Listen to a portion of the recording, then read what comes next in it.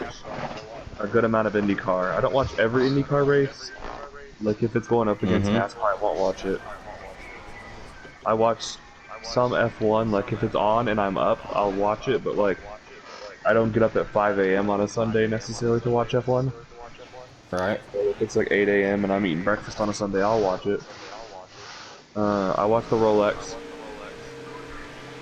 And sometimes I just stumble into like IMSA racing if it's like on USA or something, like before or after their NASCAR coverage. I watch the Chili Bowl every year. And then I watch the Derby.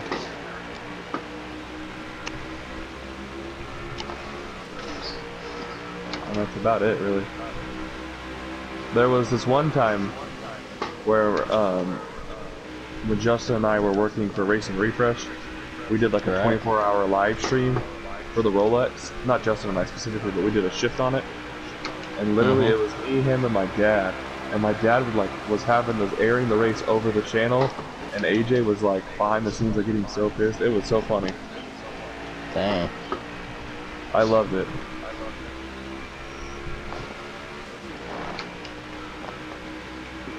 How many years, y'all been doing that on the podcast? Well, I left the podcast back in like May. Oh. AJ. No, that's not AJ's fault. You guys have one, right? They have one, yeah. I don't do it anymore. Like, honestly, when I was dating my ex-girlfriend, it just started to become too much to do. Like, I really wanted to commit to the racing league. Our racing league. So that was Tuesday, Thursday. Almost every Wednesday I have a church group I attend. So that takes out Wednesday nights for date nights. And then,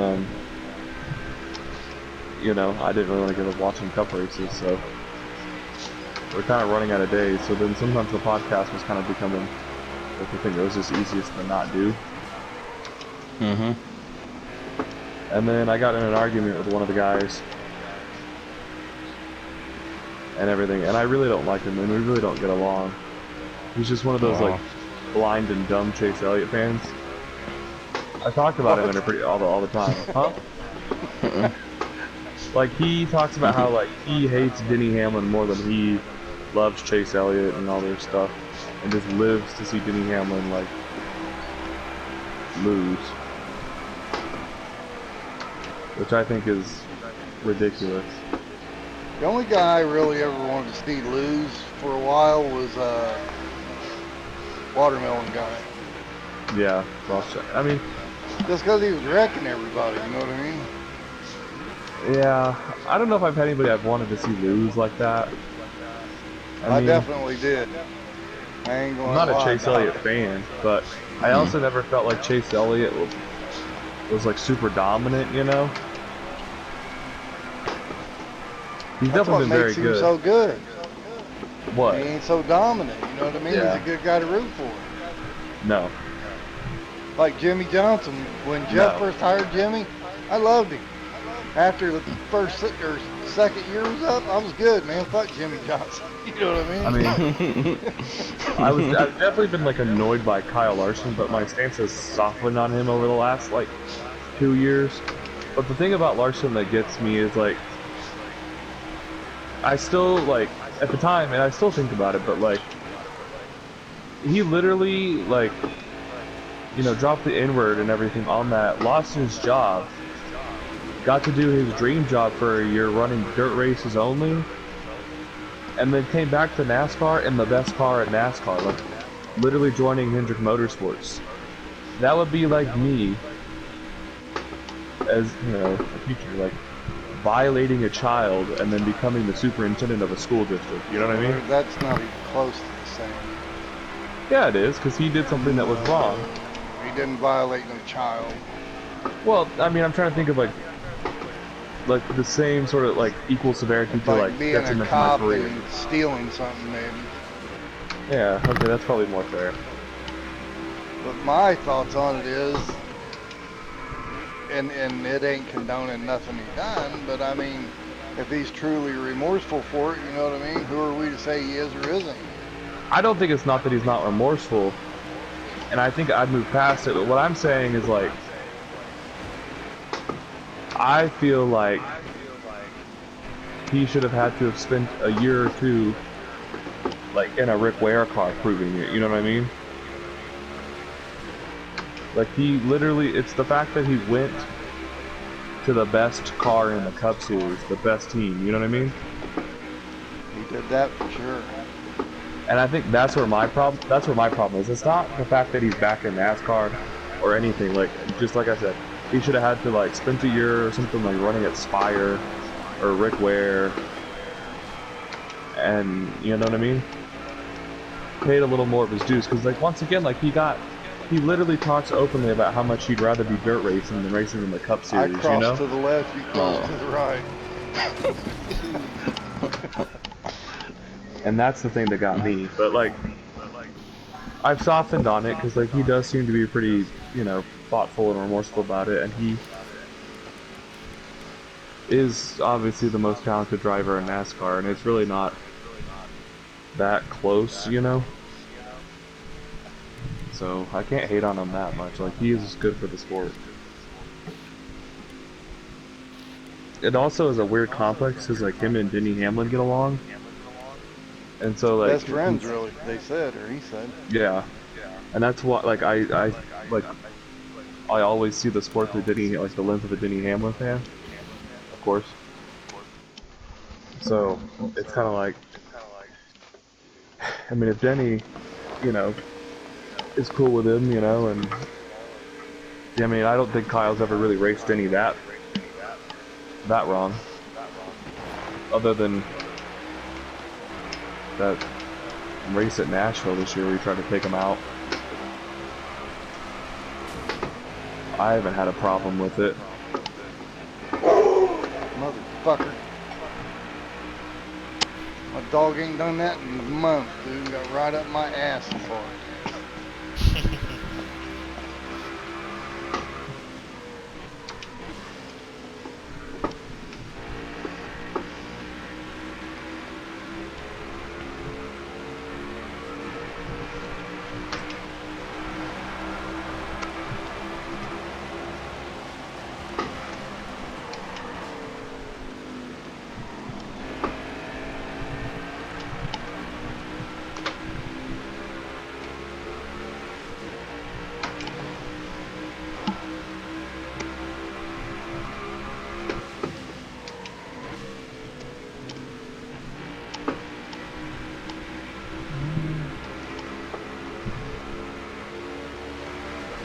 Swab, you were a Jimmy Johnson fan, right? Yes, sir. Who's your favorite now? Nobody. Like the whole field, pretty much. But I got Anybody in the field 38 you don't favorite like? drivers. What'd you say? Oh crap. Who do you not? Is there anybody you don't like? Like for storylines, you know, there are times where people are like villains. Like Chase Briscoe is a good one. I respect him because he drives hard, but then there was that time at the Indy Road Course, he spun Denny Hamlin out. Oh yeah, He I did the remember Bristol that. Dirt Race with Tyler Eddy. Yep. Right, so the one he did at Kansas, which wasn't his fault. You know, he's kind of lost that goodwill, so he's going to get the blame for it. But yeah. Oh, there was the one at Charlotte too, where he wrecked Kyle Larson. Oh yeah, yep. And Denny Hamlin won the 600. That was a good night. Best 600 in NASCAR history. I know, like, I'm biased, but that was a fantastic race. I like Chase Briscoe a lot. I don't know if there's anybody, like, I don't like on a personal level, you know what I mean? I mean, I think Chase Elliott's boring. And Sam can agree with that. Right, Sam? He's boring. But if he put more flair into it, it'd be a lot of people hating him. Yeah, that's true. Because if he started putting aggression, you know what I mean? I don't need more aggression. I'm talking about, like, he's like nothing in the media. Like, he does not almost ever. Yeah, He he's really got no almost never aggression gives. nowhere, man. He just Yeah. kind of lays there and takes it. Yeah. Sam, if you didn't drive the 9 or if you didn't drive the 24, would you be a Chase Elliott fan? Yeah. You would still be a fan of his? Yeah, Hendrick, yeah, I would have. Would he be your number one though, or would it be I'll be honest with you, probably Byron. really? Yeah, Because you took over the 24, or yeah, just because of that. He's not a bad guy, you know what I mean? this is just funny because like I think of you and like I feel like I know you pretty well, and like none of those guys like match up with how like I perceive you as a person. You know what I mean? Like when I think of you and your personality, I mean, if I already know the answer, but like I would have guessed Kyle Busch. I mean, I am a Kyle Busch fan. That's my second. I would have guessed Kyle Busch. I could have seen Jeff Gordon for you. Like I know he's kind of a calm guy, but like he's a winner, you know? Yeah, but I like Jeff. Tony Stewart. Jeff was cool, you know what I mean? Yeah. Like Suave, like I know he said, I mean, you say you don't have a favorite, but like I feel like Whoa. like you strike me as a guy who would be like Chase Briscoe really strikes me as someone who could be your favorite, or like maybe a Tyler Reddick, you know? Yeah, Chris Butcher. of course. I don't know, like some people, like I feel like a lot of people, their favorite driver tends to match their personality. Like I feel like I have the personality of a Denny Hamlin fan. I concur. Like the other Denny Hamlin fans I interact with, and how I perceive Denny Hamlin is. Speaking kinda of, similar what to was how I his perceive problem myself. with the winner's car in the door? Well, I haven't you're read supposed to nothing on have. it, but I've seen a highlight for it. Well, you're supposed to have all the foam in the door for safety, and if you don't, you're supposed to be required to pit to fix it, and Stenhouse was not required to pit to fix it, and so I think that's his problem. I mean, I think personally he doesn't have an issue, like it's not like to him, but by letter of the law and the rule, it is a problem.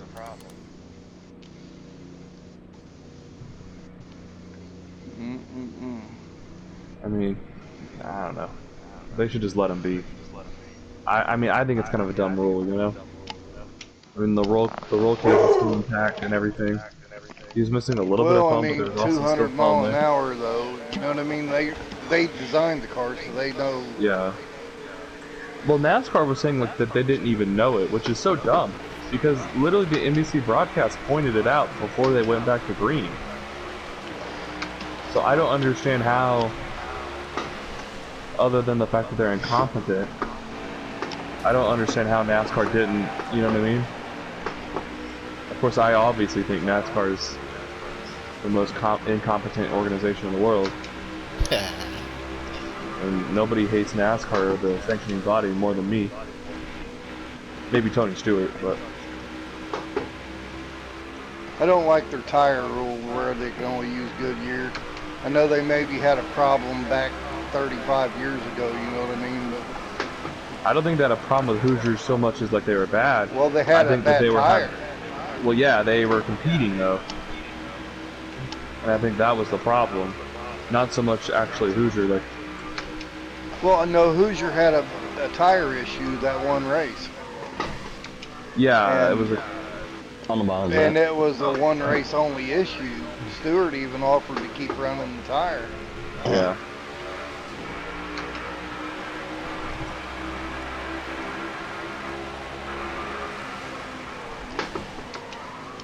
That was the first time I ever heard him like chirp up on him, man. And when he did, he stood up all the way. I love Tony Stewart for that. Ah! Situation lagged on the my bumper. Damn. No, you're fine. I was just ready to push you down the back straightaway and then come on, straight back. Yeah, I was happy to see him come back.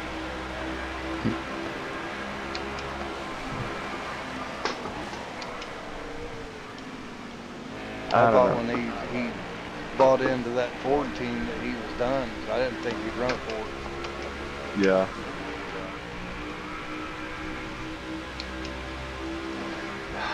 I don't know which of NASCAR's. You know what? trying to think of like which NASCAR choice or rule is like my least favorite. 'Cause there's so many of them that I don't like.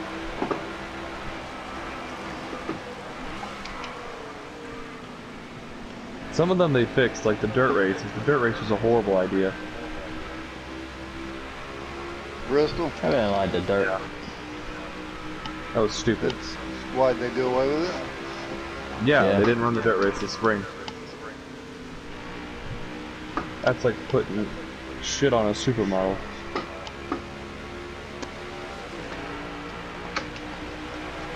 Nobody wants that.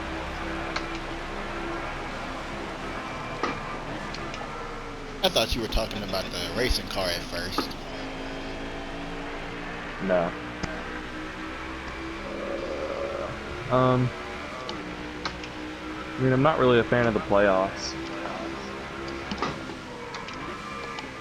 Yeah, it just keeps getting more and more rules, and when they have somebody that they want to make it that didn't make it, they expand it so they can. Yep. I don't hate the Roval, and the idea of Rovals, but like, but I think the one in Charlotte's like played itself out, you know, pretty good. I don't- think they should just run it back like the oval twice. I would prefer that they move like it they to the used oval. to do. Yeah, I would prefer they move it to the oval.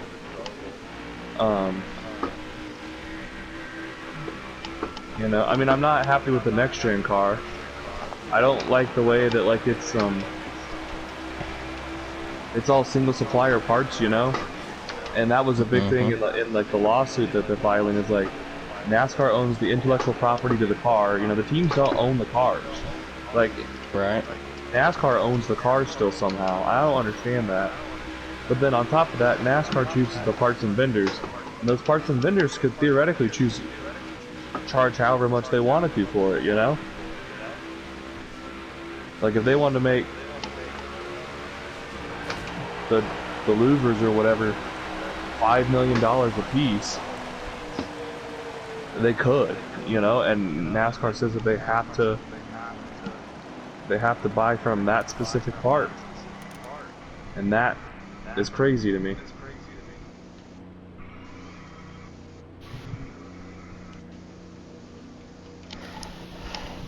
Think they gonna go back to like the old cars, like No. go back to the old cars, like No. make it like kind of newer No, or I similar. don't- No, I think they've made their bet in this one. Yep. I mean, I think eventually they'll come out with the next generation of race car, of course, but I don't know. I mean, I'm not an engineer, but I would think Oh, I'm in the grass. Sorry. that if you cut like 2 inches off the tires, you know, of tire width, went from like Right. 18 to 16 or maybe even like 15, and then you jump the horsepower from like at least 675 to 750, if not 900, you know. Right. I mean, 900 I think would be the best case for all involved, to where, you know, they can kind of run. I think that would fix a lot of their problems. And it's not so much that like they've always done. It just feels they've always done something I wrong. but feel it that feels they should like go back to letting people do what they do, but they should Yeah. have a money cap. Like you each can spend $700,000 per car, and they don't dictate how you spend it. You know what I mean? yeah. I mean, it's an As interesting. opposed to handing everybody the same car and going here. Yeah. Yeah. Well, I think the thing that gets me too is not only can NASCAR like set and determine the pricing for the next gen, it's that like, you know, teams can only do certain ways to go fast. You know what I mean? Like you're forced to spend money on engineers or technology, and I feel like teams should have the freedom to say, hey, like, we want to be like total crap on the parts. You know, like maybe we want to buy like a less than stellar engine. Yeah, that's what However, I was I want to wow. I want to hire the best engine tuner in NASCAR, you know what I mean? And give him crappy engines and see what he can do with it, you know? Or maybe we're buying 6-year-old Springs from Joe Gibbs Racing, and I'm Legacy Motor Club, but I want to bring Chris Gabehart in to be my crew chief for Cliff Daniels and see what they can do to elevate my program instead of the other way around. Because there is no cap, and so like obviously if you're an engineer in NASCAR, more likely than not you're either going to choose the team that gives you the most money or the most chance to move upward. And how many times is that going to be a team like Legacy Motor Club over Joe Gibbs or Hendrick or something, you know?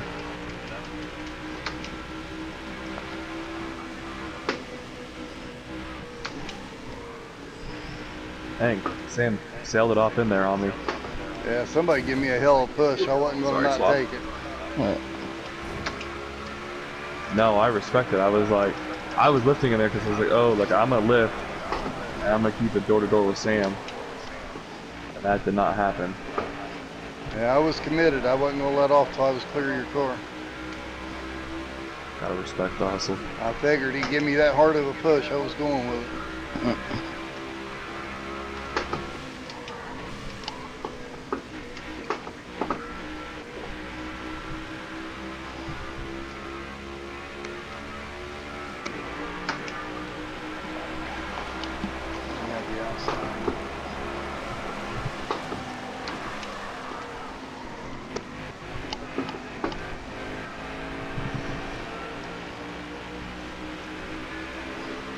Woo, that was scary. I know, Yeah, I thought I right? was going around there. I was not trying to spin you there. Oh no, it's, if you could have, you would have. Crap. Dang it. I saved it though, so I don't know if it'll be a caution. I like literally was on your bumper in the corner and I bounced off your bumper and then I hit the rumble strip.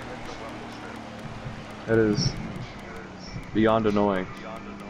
Because I thought I'm sure you were toying with me there. I was playing my game for sure. Yeah, that's what I thought. I was like, I don't think I'm that much faster than Sam. Or as fast as Sam. No, Like, he's gotta Swap be taught me toying that with me. move. And I was like, I'm just lingering around here. I'm like, I'm driving my heart out just to keep up with you.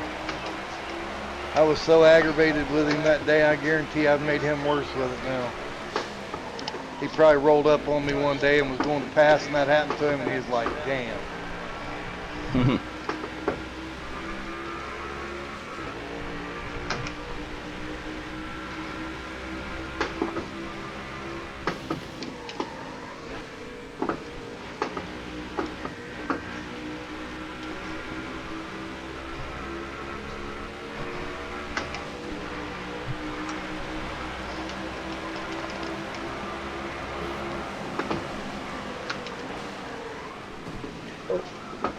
Oh, I was hoping everybody did Oh, that. dang. But corner was getting around. Uh-oh, Swap's around. oh. Uh-oh. What do you do here? Oh. Well, What do y'all do here? I think if you stay out, I'd say we all pitted it. You're fucked. Huh? But 3 stay out and 1 pits, he's fucked. Well, I know Swap's fitting. So.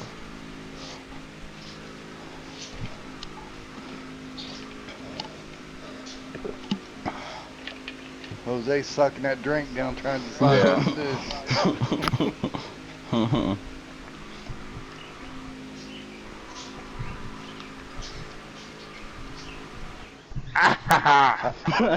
I think he's screwed.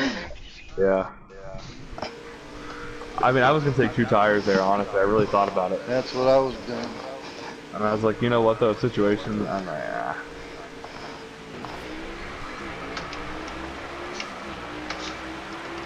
I mean, let's be real. The worst we can finish tonight is 4th place. It's not a bad overall scenario.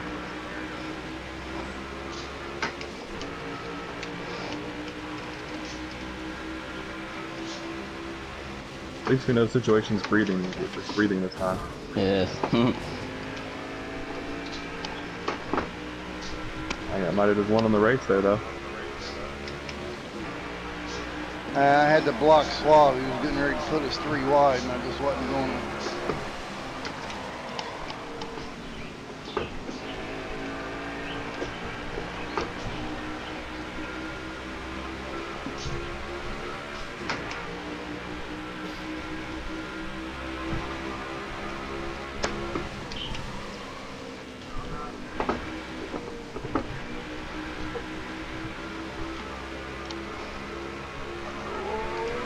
Oh.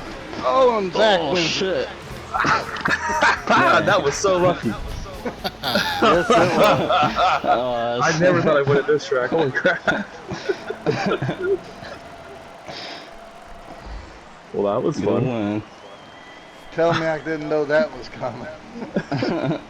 I really thought I was just going to push Sam to the win there. That was totally what I was expecting to happen. And being his Hendrick Motorsports teammate, I had resigned myself to my fate as like, hey, let's be a loyal teammate here. I knew Jose was going to try that corner. He had no choice, you know what I mean? Oh, I And know. I commend him for it. I was on the rumble strips and I couldn't throttle. And then when I did, it was late and I Yeah, hooked you the got side of tight his on the car. corner. Yep, Yeah. I couldn't get away from him. Mm-mm. He went Good high, one, pulled Zach. me right with him. Thank you.